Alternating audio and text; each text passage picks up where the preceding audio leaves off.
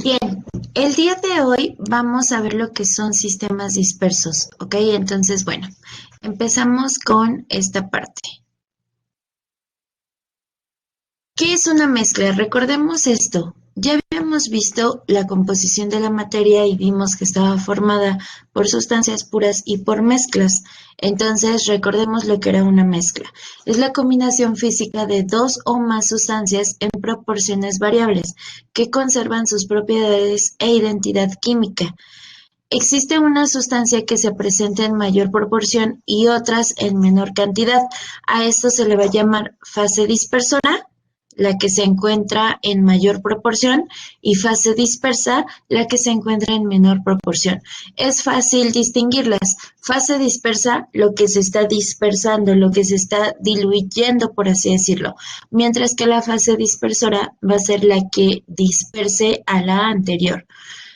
Se clasifican en homogéneas y heterogéneas. Recordemos que las mezclas homogéneas eran las que no veíamos sus componentes, mientras que las mezclas heterogéneas eran las que sí se distinguían los componentes. Ok, entonces, bueno, vamos a ver dentro de estas mezclas cómo es que se clasifican.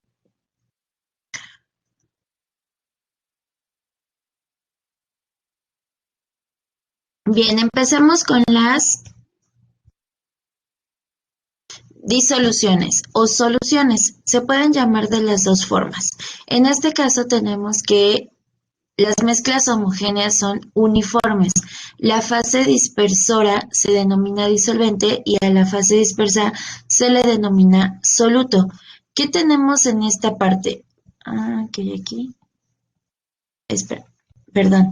¿Qué tenemos en esta parte? Es una mezcla homogénea. No vamos a distinguir entre un componente y otro componente.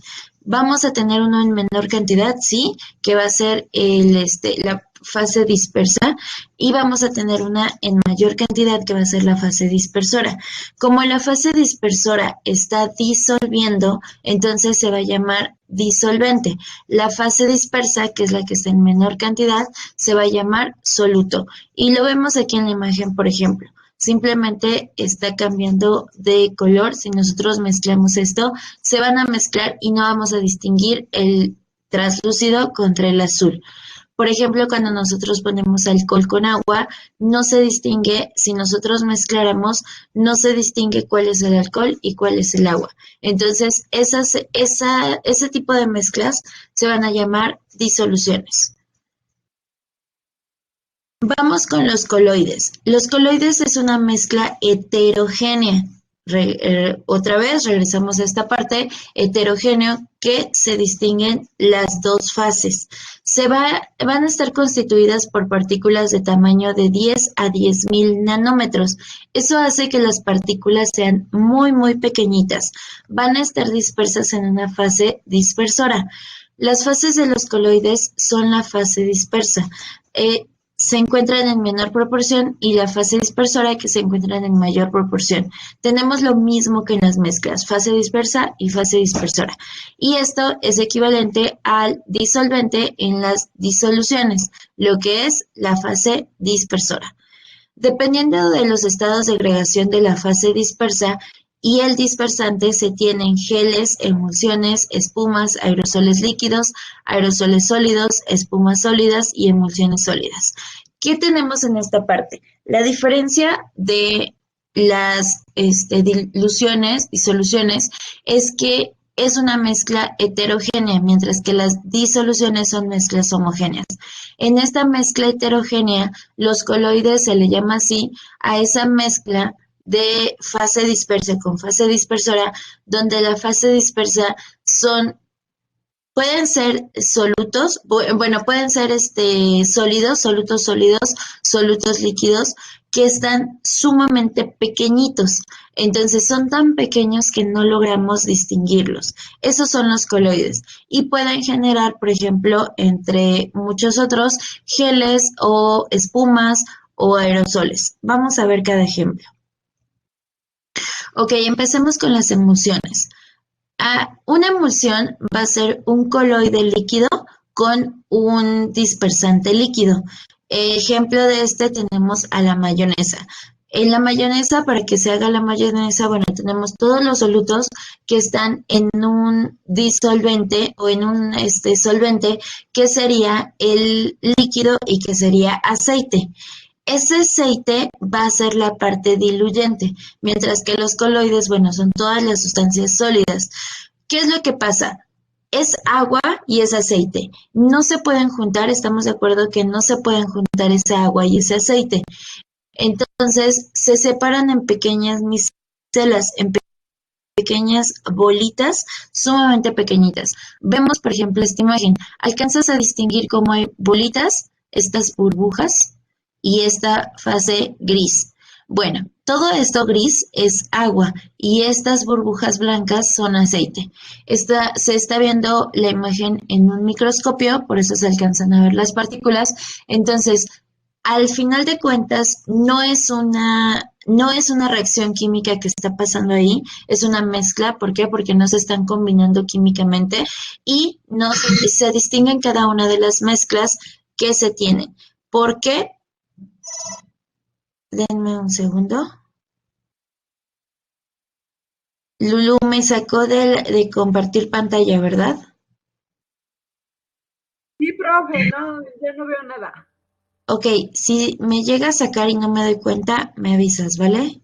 Desde ayer está así, no sé por qué. Me está saque y saque de la pantalla. Ok. De hecho, ayer fue un lío dar clase. Mm, Ok, entonces continuaba con esto. Bien, como lo podemos ver, se distinguen las dos partes, por eso es una mezcla heterogénea. Esta es una emulsión y podemos ver bueno, la separación de una emulsión, por ejemplo, en la mayonesa. La mayonesa es uno de los casos más específicos de emulsiones. Y en ese caso, si dejas la mayonesa durante mucho tiempo sin que se mueva, va a llegar un momento en que se empieza a separar el aceite de lo que es la parte hidrofílica, que es el agua con todos los demás diluyentes. Entonces, el aceite se separa. Tendrían que volver a mezclar para volver a combinar toda esa parte y, bueno, hacer uso de esa mayonesa. Después tenemos los aerosoles. En este caso, la fase dispersora es un gas, mientras que la fase dispersa es un líquido o un sólido. Lo podemos ver aquí. La pintura puede ser un líquido, está dispersa en el gas y entonces cuando sale, pues sale como un aerosol. También lo podemos ver, por ejemplo, el efecto de Tyndall. ¿Qué es este efecto de Tyndall? Todos hemos visto cuando, por ejemplo, en una tarde, así, no sé, en una habitación, entra nada más un rayito de luz y ese rayito de luz se ve el polvo, se ven como partículas que brillan en el aire. Esas partículas que están brillando en el aire no es otra cosa que polvo que está disperso en el aire, está suspendido en el aire. ¿Qué es lo que pasa? Como son partículas sólidas, la luz llega y refleja, choca en esa partícula y refleja. Por lo tanto, me da ese color o ese brillo o esa diferencia de luz. Y entonces a eso se le llama efecto Tyndall. Con eso se comprueba que específicamente hay partículas de polvo que están flotando en el aire. Y tenemos la fase dispersa, que es el sólido, en la fase dispersora, que es el gas, que es el aire. Otro ejemplo de coloides son los geles. Aquí tenemos sólidos dispersos en un líquido. Estos, por ejemplo, las partículas tienen carga y forman una red que le proporcionan estructura al material, tal cual el gel. O, por ejemplo, la gelatina. Aquí en esta imagen les puse un slime. Literalmente son partículas sólidas que están dispersas en esa parte líquida. Entonces genera esa estructura tridimensional como una especie de red y por eso le da forma y estructura al material. Por último tenemos a las espumas. Estas son partículas gaseosas dispersas en un líquido. Ejemplo, los extintores están formados por burbujas de dióxido de carbono. El dióxido de carbono es el gas y está disperso en los líquidos. Cuando sale esa espuma, bueno, por eso se hace esa consistencia que es esa espuma. Todas estas son mezclas y todas estas son mezclas clasificadas como coloides. Son diferentes tipos, como ya lo vimos, que dependen del tipo de dispersante, o el tipo de dispersor. Ajá, entonces, bueno.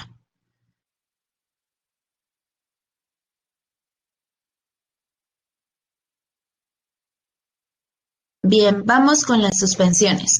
Otro tipo de mezclas van a ser las suspensiones. Estas de igual manera son mezclas heterogéneas, en las cuales se perciben partículas suspendidas de gran tamaño. Estas se encuentran a más de 10.000 nanómetros. ¿Qué quiere decir eso? Que ya son visibles. En este caso, la diferencia de una suspensión contra un coloide es que el coloide con la vista humana no podemos verlo. Si necesitamos, por ejemplo, el caso de un microscopio para poder identificar esas fases. Sin embargo, en una suspensión, con el ojo humano ya es posible identificar los componentes de estas mezclas. En este caso, bueno, su apariencia es heterogénea. Las partículas pueden ser sólidas o líquidas y están dispersas en un líquido que después de dejar en reposo sedimentan. ¿Qué quiere decir esto? Por ejemplo, el agua de tamarindo. Cuando nosotros preparamos agua de tamarindo, está la pulpa, la cual si dejan de mezclar o dejan de mover, la pulpa se sedimenta, se va hasta el fondo. A eso se le llama sedimentación. Es más pesado, tiene mayor densidad la pulpa que el agua, por lo tanto, como no es una combinación química que se dé y no está suspendido, se separa y entonces se va hacia el fondo. No hay mezcla de los solutos con el disolvente a nivel molecular y estos reflejan la luz. Nuevamente vamos a ver esa diferencia entre cada objeto porque están reflejando la luz de manera distinta. Ejemplos de estas suspensiones, los medicamentos, por ejemplo, cuando nosotros aplicamos, no sé, un antibiótico, tenemos que ponerle agua. Esto es más en suspensiones para niños.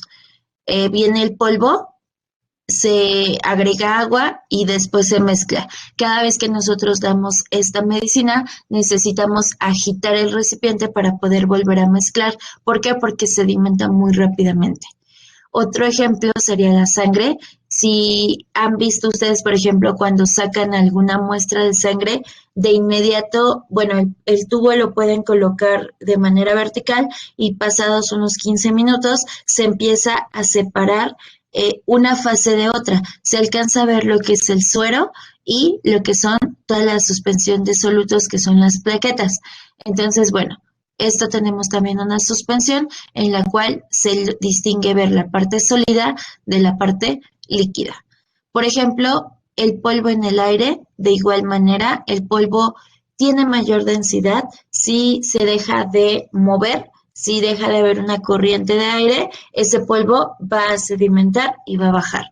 Y otro ejemplo serían jugos de frutas naturales. De igual manera, lo podemos ver un jugo de naranja. Si ustedes lo dejan un rato ahí, toda la fruta, toda la pulpa se va hacia el fondo, mientras el agua queda en la parte superior. Bien, voy a pasar a la siguiente. Aquí tenemos una tabla donde compara las propiedades de estas diferentes formas de las mezclas. Tenemos disoluciones, coloides y suspensiones. Aquí también tenemos, por ejemplo, las propiedades. Tamaño de las partículas dispersas, apariencia, efecto, acción de la gravedad sobre las partículas dispersas y separación de las partículas dispersas. Ok, tenemos disolución. Tamaño de las partículas dispersas en una disolución son menores que un nanómetro. En el coloide son entre 10 a 10.000 y en las suspensiones son mayores a 10.000. En la propiedad, la apariencia, en la disolución es homogénea, en el coloide, perdón, están en el límite, mientras que en la suspensión es heterogénea. El efecto de la luz en la disolución es transparente, son soluciones translúcidas. El coloide dispersa la luz y en la suspensión pues se ve completamente heterogénea, es decir, se separa. Acción de la gravedad en partículas dispersas, no sedimentan, pueden sedimentar, completamente sedimentarias.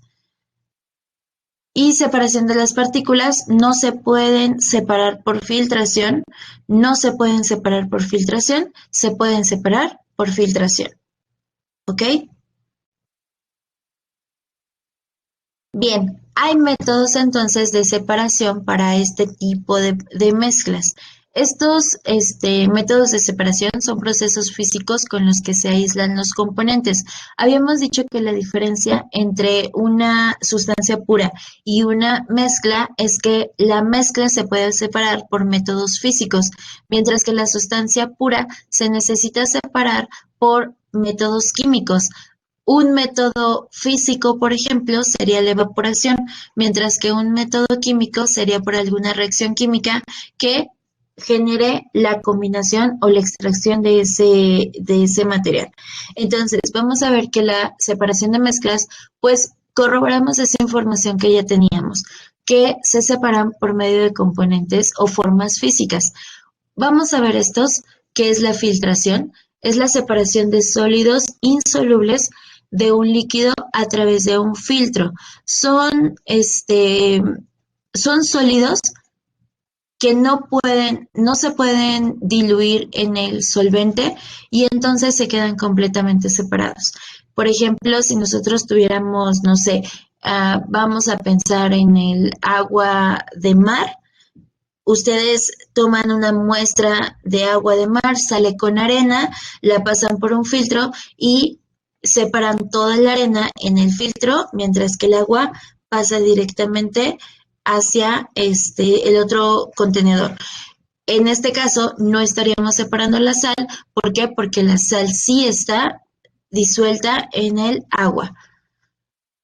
Ok, por ejemplo, aquí está la imagen que representa la filtración. Otro es decantación. Aquí vemos la separación de líquidos de sólidos o líquidos de acuerdo con sus densidades. En este ejemplo, por ejemplo, aquí está,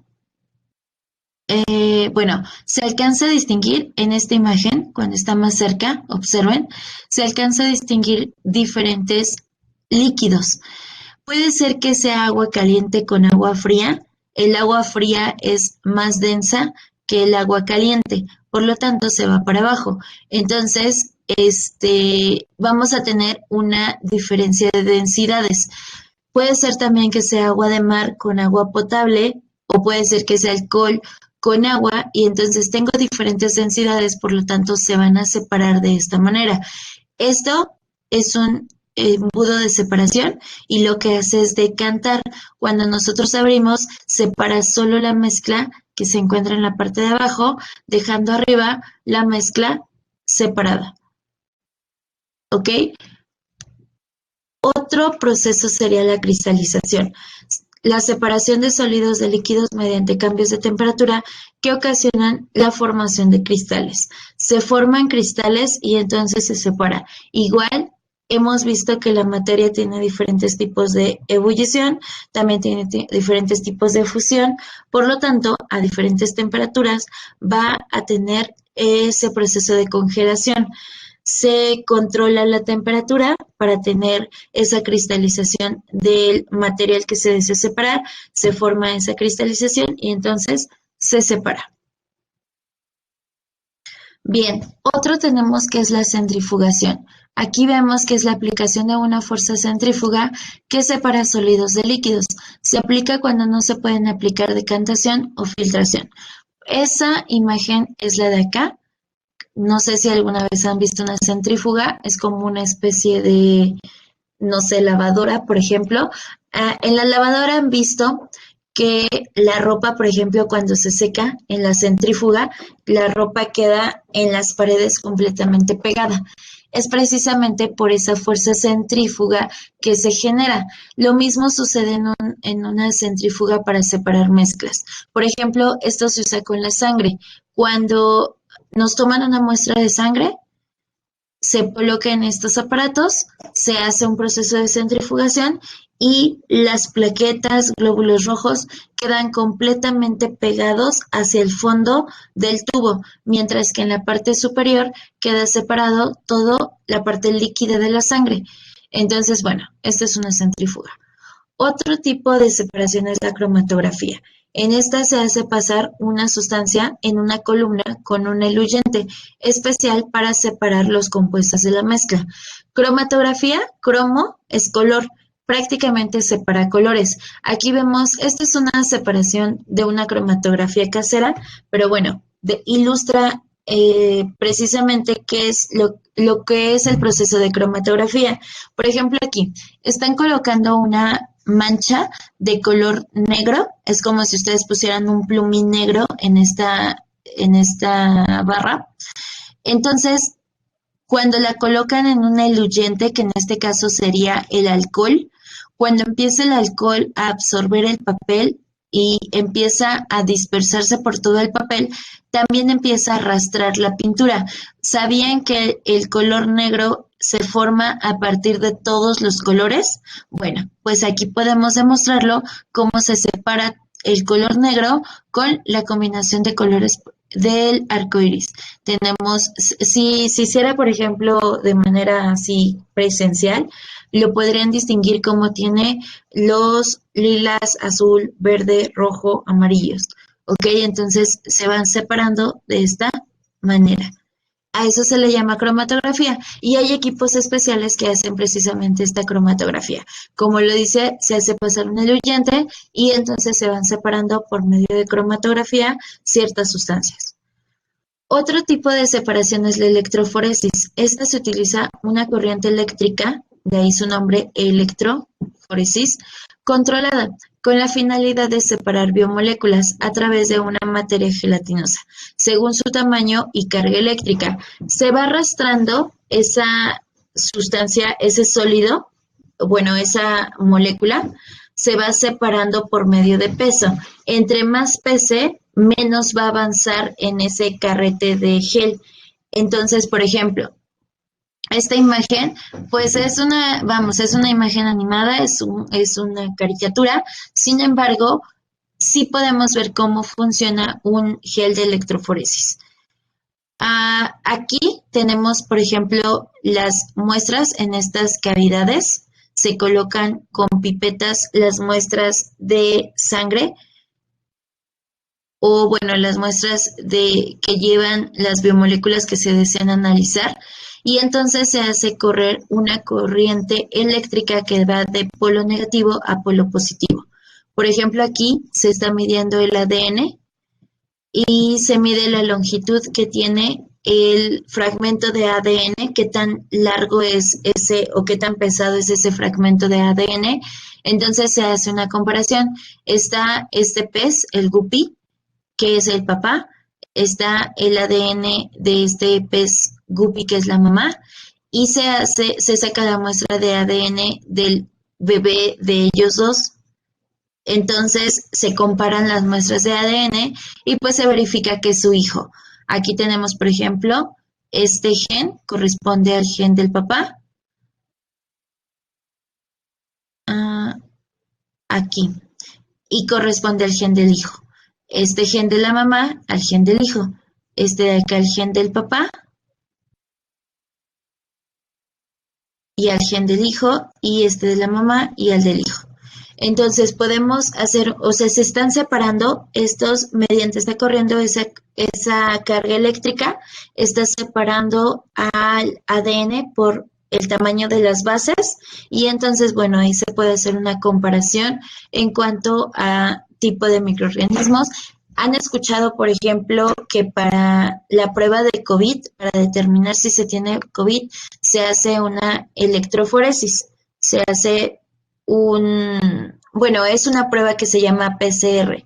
Entonces, esa PCR lo que hacen es separar una muestra de ADN y esa muestra que tienen de ADN se pone en un gel de electroforesis, se hace el corrido del gel y entonces se obtiene ciertas bases. Si se contiene el virus, ya el virus tiene un número de bases de su ADN, el cual lo identifica como el coronavirus y entonces podemos identificarlo que efectivamente se porta ese coronavirus. Bueno, después tenemos imantación, en la cual se aplica un campo magnético a la mezcla para poder separar una sustancia magnética de otra no magnética. Aquí es simple imantación. Se tiene, por ejemplo, un imán y entonces se acerca a la muestra y se separa la parte metálica que se encuentre en la muestra. Son métodos que se ocupan para poder separar las mezclas. Ok, vamos a ver entonces que hay unidades de concentración en los sistemas dispersos. Todos estos sistemas dispersos, todas estas mezclas, vimos que tienen un dispersor y un dispersante. Entonces, ese dispersor o ese soluto va a ser el que se encuentre en menor cantidad y es importante identificarlo. Entonces, es importante conocer cuantitativamente la proporción entre un soluto y un solvente. A esto se le llama concentración y la concentración no es otra cosa que la cantidad de soluto presente en una cantidad de disolvente. Hay diferentes métodos o formas de representar esta concentración. Sin embargo, los que vamos a ver nada más van a ser dos, que es el porcentual y la molaridad. Entonces, la concentración, la cantidad porcentual se va a calcular por medio de cantidad de soluto entre la cantidad de la disolución. Aquí tenemos la fórmula. Masa de soluto entre la masa de soluto más la masa del solvente. La cantidad de la disolución es la cantidad completa de lo que tenemos como solución. Ok, entonces, masa de soluto entre la masa del soluto más la masa del solvente multiplicado por 100. Esta fórmula la vamos a modificar dependiendo el estado de agregación en el que se encuentre tanto el soluto como el solvente. Es decir, si tenemos sólido entre sólido, vamos a tener gramos entre gramos. Si tenemos sólido entre líquido o en un líquido, vamos a tener masa entre volumen. Y si tenemos líquido entre líquido, pues vamos a tener volumen entre volumen. Solamente está cambiando esta unidad dependiendo del estado de agregación de ese soluto o de ese solvente. Entonces, bueno, tenemos aquí la definición de el porcentaje masa-masa. Masa de soluto expresada en gramos presentes en 100 gramos de disolución. Para esta sería masa de soluto expresada en gramos presentes en 100 mililitros de disolución. Por eso está multiplicada por 100. Y esta sería volumen de soluto expresado en mililitros presentes en 1000 mililitros de disolución. La fórmula, pues nada más tenemos masa entre masa, que sería masa del soluto más la masa de la disolución por 100. En este caso sería masa del soluto entre volumen de la disolución por 100. Y aquí sería volumen del soluto entre volumen de la disolución por 100.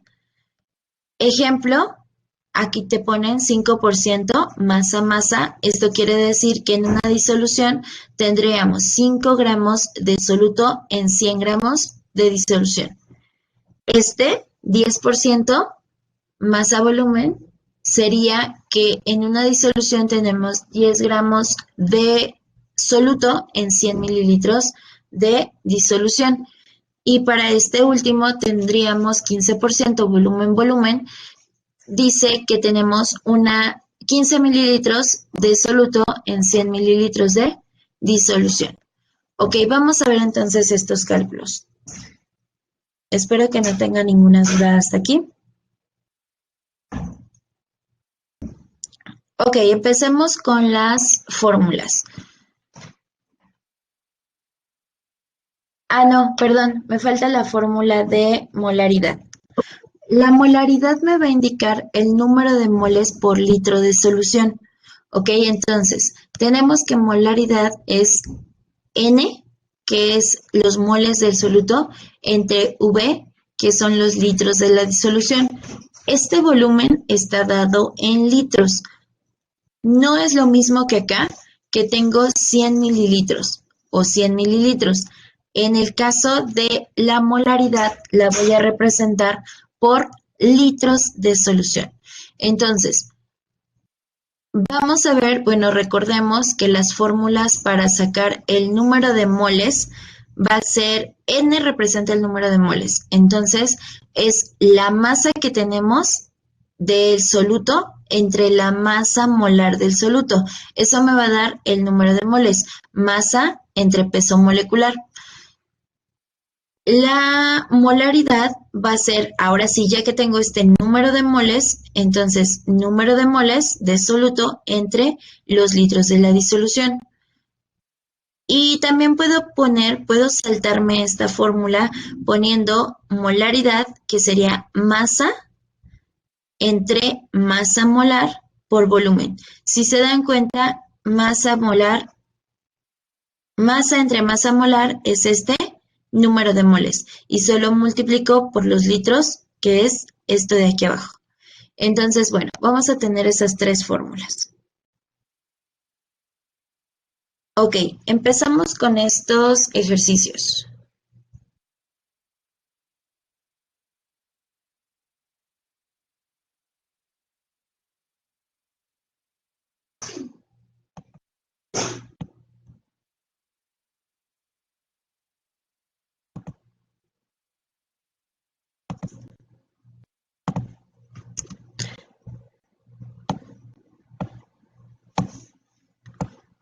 Bien, empecemos con ese. Este de aquí me está dando el porcentaje. Dice, una disolución contiene 5.8 gramos de sal por 100 gramos de agua. ¿Cuál es el porcentaje en masa de soluto en esta disolución? Nos está pidiendo porcentaje,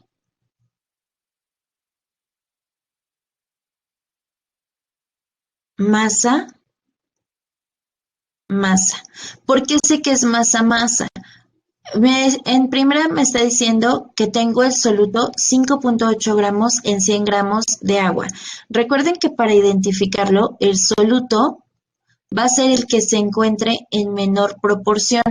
Aquí tengo 5.8 gramos y aquí tengo 100 gramos. Entonces el soluto va a ser el menor, que son 5.8 gramos de cloruro de sodio. También tengo el solvente,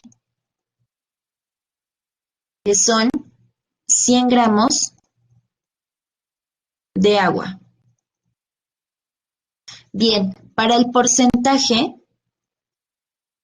de cloruro de sodio va a ser igual a masa del soluto entre la masa de la disolución, que quedamos que la masa de la disolución era la masa del soluto más la masa del solvente.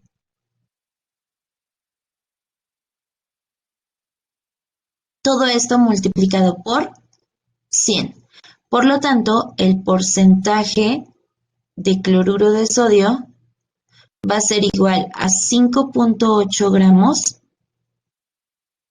entre 5.8 gramos más 100 gramos. Esto multiplicado por 100. Esto es igual, voy a sacar mi calculadora.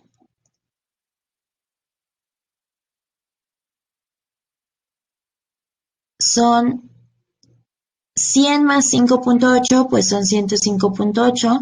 Entonces 5.8 entre 105.8 es igual a 0.054 por 100. Tenemos 5.48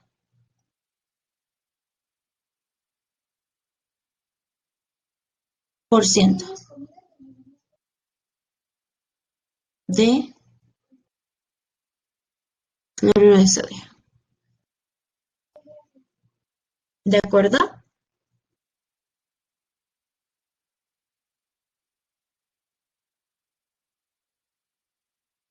Bien, vamos con el siguiente. Ok, entonces determina el porcentaje volumen-volumen de un tequila que tiene 150 mililitros de alcohol entre 150 mililitros de agua. Bien, otra vez identificamos el soluto.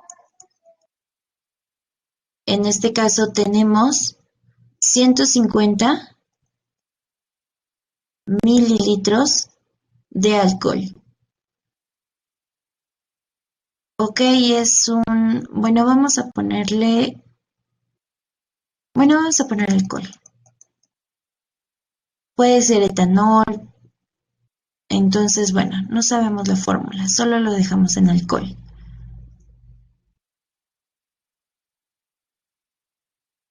Y tenemos el solvente, 350 mililitros de agua.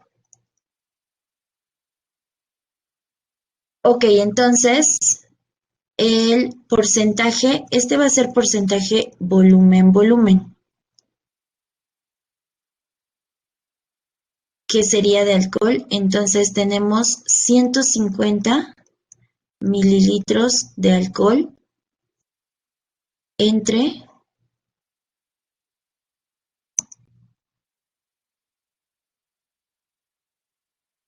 150 mililitros de alcohol más 350 mililitros de agua multiplicado por 100. Esto es igual 350 más 150 son 500, entonces son 150 entre 500 son 0.3 por 100.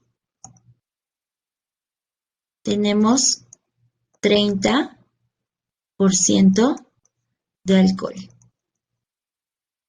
O podríamos decir 30 mililitros de alcohol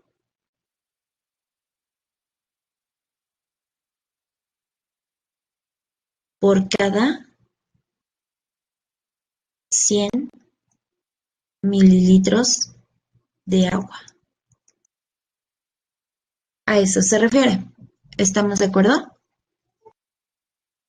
Y bueno, vamos a hacer el último. Ok, para este último, el agua de mar en promedio contiene 2.7 gramos de sal por 100 mililitros de agua. ¿Cuál es la molaridad del cloruro de sodio en el océano? Entonces, nos está pidiendo molaridad. Para sacar la molaridad, nosotros necesitamos molaridad es igual al número de moles de soluto entre litros de solución.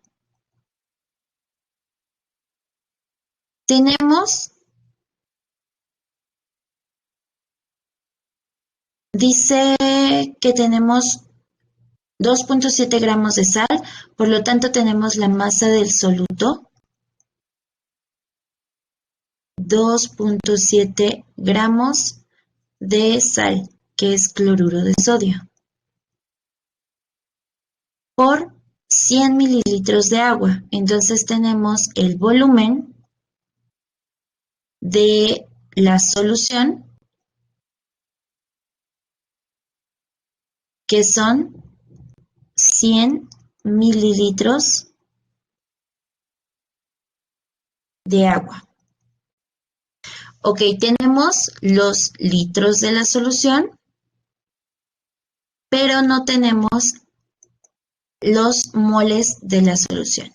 Entonces hay que sacar el número de moles de soluto. Para sacar el número de moles necesitamos el número de moles es igual a la masa del soluto entre el peso molecular. Tenemos la masa, pero no tenemos el peso molecular. Entonces hay que sacar el peso molecular. Bien, ¿cómo vamos a sacar el peso molecular? Recuerden, voy a abrir la tabla periódica. Recuerden que en esta tabla periódica nosotros teníamos estos datos, que este de aquí, este que tiene punto de, bueno, coma, que en sí es un punto decimal, 1.008 es la masa que tiene, es la masa atómica, es la masa de cada elemento. Entonces, aquí tendríamos 1.008 gramos por mol. El hidrógeno pesa esta cantidad en gramos por cada mol. Ahora, vamos a sacar entonces el peso molecular, ya no, o la masa molar, ya no nada más del átomo, sino de la molécula completa. Nuestra molécula es cloruro de sodio. Empecemos por aquí. Vamos a sacar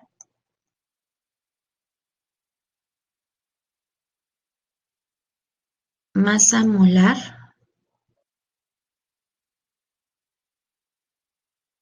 o peso molecular. Es esta PM, ¿ok? Entonces, PM de cloruro de sodio. Mi molécula es cloruro de sodio.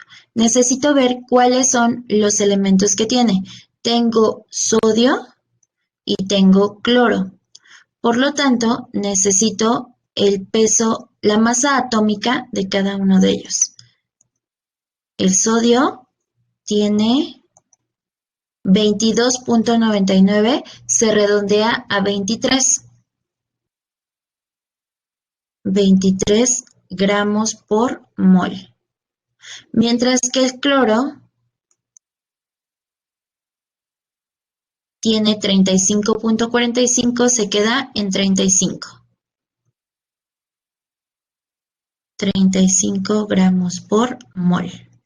Bien, ahora sí saco el peso molecular. ¿Cuántos átomos tengo de sodio en la molécula? Pues tengo solamente uno. ¿Y cuántos átomos de cloro? También tengo solamente uno.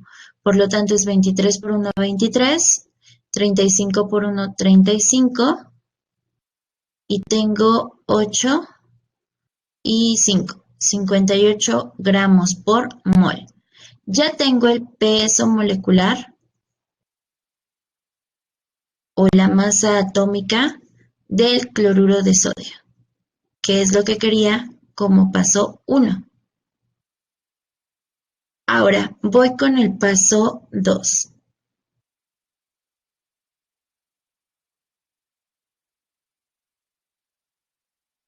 Sacar el número de moles.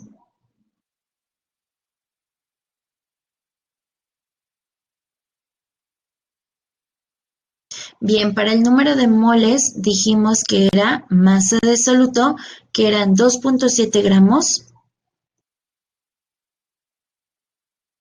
entre su peso molecular, que son 58 gramos por mol. Por lo tanto, 2.7 entre 58. Tengo 0.046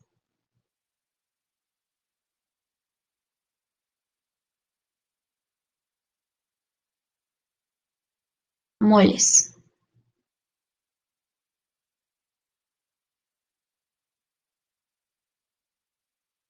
Ok, ya tengo mi número de moles. Ahora, el paso 3. Voy a sacar la molaridad. Para la molaridad,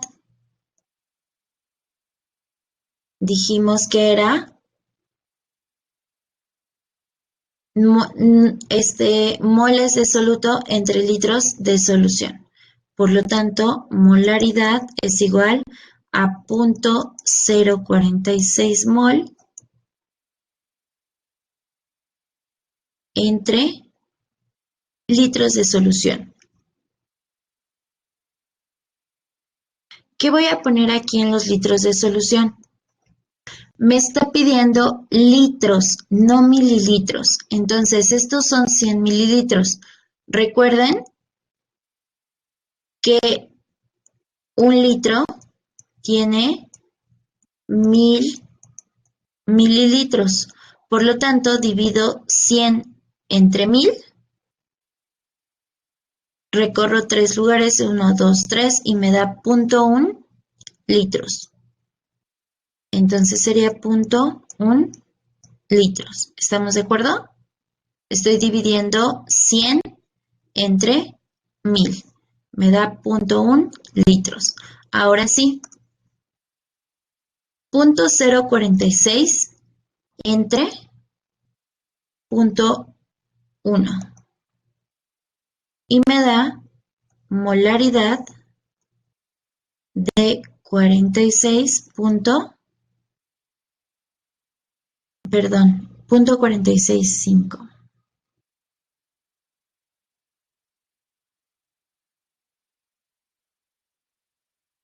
Cero punto 465 mol por litro. Ni siquiera tengo la 0.5 mol por litro. ¿Ok? Esta sería la concentración de sal en el agua de mar. 0.46 mol por cada litro. ¿Estamos de acuerdo?